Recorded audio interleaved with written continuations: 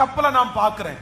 நிறைய உடைவு, நிறைய அவமானம், நிறைய நிந்த, நிறைய பழிச்சொல், நிறைய மன வருத்தம், நிறைய காயங்கள், அதிகமான காயங்கள். என் கப்பல் உடைஞ்ச கப்பல் பாஸ்டர். என் கப்பல் ரொம்ப பலவீனமான கப்பல். 10 வருஷத்துக்கு முன்னாடி நான் எவ்வளவு ஸ்ட்ராங்கான பர்சன் தெரியுமா? ஆனா இப்ப நான் அவ்வளவு ஸ்ட்ராங் கிடையாது. இன்னைக்கு நான் வெகுளி. நான் எதுக்கு தெரியல, எதுக்கு எடுத்தாலும் நான் அழுறேன், எதுக்கு எடுத்தாலும் எனக்கு அழுக வருது, எதுக்கு எடுத்தாலும் எனக்கு சோகமா இருக்குது. நான் ரொம்ப பலவீனமா இருக்கிறது மாதிரி நான் ஃபீல் பண்றேன். ஃபர்ஸ்ட் எல்லாம் ஏத்துனா நான் ஏத்து பேசுவேன். ஆனா இப்ப எனக்கு ஏத்து பேசுறதுக்கு எனக்கு பலன் இல்லை.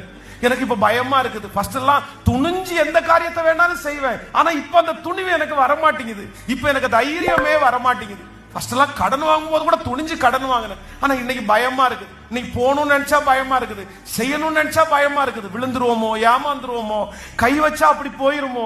ஏன் நான் இப்படி பயப்படுறேன்னே எனக்கு தெரியல. நான் இப்படி பயந்த ஆளே இல்ல. பலவீனமான படகு, பலவீனமான படகு. இந்த சத்தத்தை கேட்கிற பல பலவீனமான படகுகள். எனக்கு ஆள் பார்த்தாதான் பாஸ்டர் ஜெயஜாண்டிக்கா இருக்கிறேன். நான் ஆள் பார்த்தாதான் ஒரு நல்லா இருக்கிறது மாதிரி தெரிகிறேன். வெளியில தைரியம் மாதிரி பேசுறேன், வெளியில சந்தோஷமா சிரிக்கிறேன். ஆனா என்னுடைய உள்ளத்துக்குள்ள கொஞ்சம் கூட தைரியமே இல்லை. என் மனசுக்குள்ள தைரியமே இல்லை.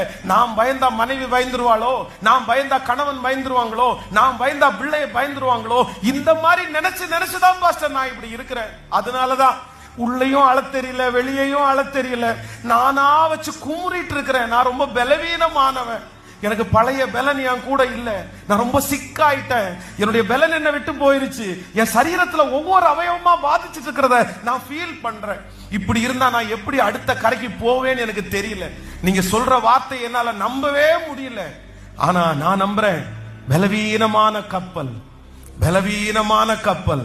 ஆனா அந்த கப்பலுக்குள்ள ஒரு தரிசனம் பெற்ற ஒரு தேவனுடைய பிள்ளை இருக்குது. அந்த தரிசனம் பெற்ற தேவனுடைய பிள்ளை இருக்குது. அந்த பலவீனமான கப்பல் கரை சேருகிற வரைக்கும் பலப்படுத்துகிறதற்கு அவரால முடியும்.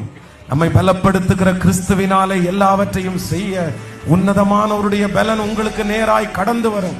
கர்த்தர் உங்களை பலப்படுத்துவார். பிரதர், மலைகளை தாண்டதற்கு கர்த்தர் உங்களை பலப்படுத்துவார். இதோ நான் உன்னை போரடிக்கும் கருவியாக நான் மாற்றுவேன்.